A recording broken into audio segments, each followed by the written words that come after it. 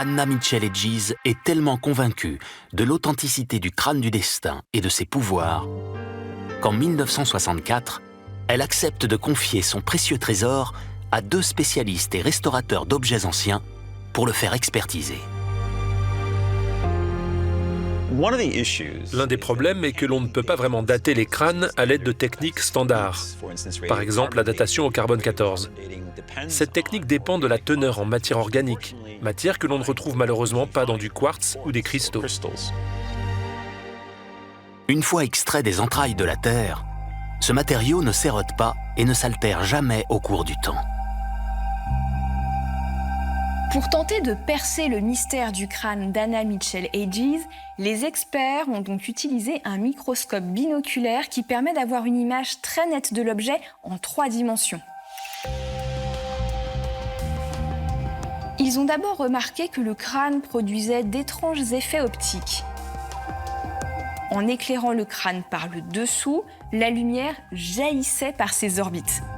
Et en l'observant de face, les chercheurs auraient aperçu des images abstraites semblant provenir de l'intérieur du crâne lui-même.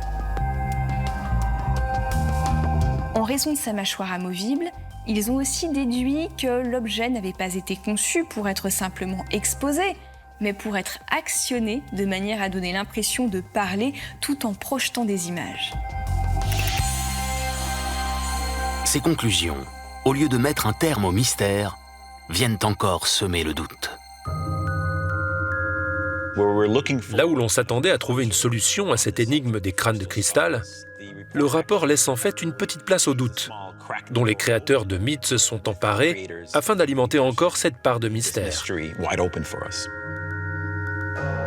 Mais les scientifiques ne s'avouent pas vaincus. En 1970, l'affaire du crâne de Frederick Mitchell Hedges, connu sous le nom de crâne du destin, connaît un nouveau rebondissement. Il voyage jusqu'en Californie pour être soumis à d'autres analyses dans la Mecque des technologies de pointe, la Silicon Valley. Le crâne de Frederick Mitchell Hedges a été apporté à la célèbre entreprise Hewlett-Packard, qui était alors le plus grand utilisateur de quartz à des fins industrielles. Ils étaient donc les experts de ce type de cristaux. Dans leur étude, ils ne sont pas parvenus à une conclusion définitive sur l'authenticité de ces crânes. En fait, ils affirment que ces crânes ont été créés d'une manière telle qu'aucun humain ou aucune machine connue n'ait pu les créer. Cette conclusion n'a donc fait qu'accroître le mystère et créer encore plus de mythes autour de ces crânes. Un des tests effectués chez Hewlett-Packard a révélé que les crânes de cristal émettaient des ondes électromagnétiques sous la forme de particules de lumière. Les chercheurs en ont déduit que ces ondes pouvaient peut-être contenir et transmettre des informations cachées dans le cristal, de la même manière que l'on utilise aujourd'hui le cristal pour contenir la mémoire de nos ordinateurs ou de nos téléphones portables. Ce procédé, appelé mémoire holographique, est de plus en plus répandu. Il permet de stocker une importante quantité de données dans un espace restreint en utilisant le volume en 3 dimensions d'un cristal. Dans notre société numérique moderne, nous savons que les cristaux ont un pouvoir. L'idée que le quartz pourrait aussi être utilisé pour conserver des données n'est donc pas si farfelue. On peut imaginer que les crânes, faits de cristal de quartz, pourraient donc stocker de la mémoire. Ce serait donc comme une forme de technologie ancienne. Le crâne de Frederick Mitchell Hedges aurait-il pu être créé à l'aide d'une technologie inconnue ou oubliée? Et pourrait-il avoir des choses à nous dire si les chercheurs parvenaient à le décrypter?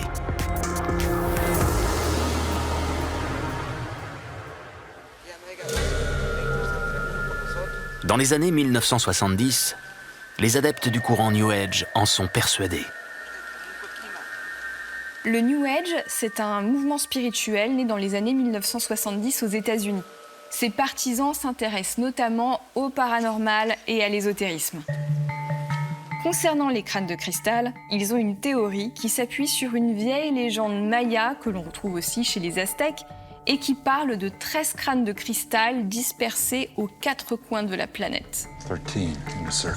La prophétie dit que le jour où ces 13 crânes de cristal seront enfin réunis, d'importantes informations seront dévoilées sur les origines de l'humanité, sur son destin et sur la plupart des mystères entourant la vie dans l'univers. Parce que ces crânes, une fois tous réunis, auraient la capacité de parler et de chanter, et puis ils auraient aussi de nombreux autres pouvoirs. Surely you're not afraid, Dr. Jones. Selon cette légende, ce sont les habitants de l'Atlantide qui auraient apporté ces crânes de cristal sur Terre. Certains affirment même que l'origine des crânes serait encore plus lointaine, puisque les Atlantes les tiendraient des extraterrestres.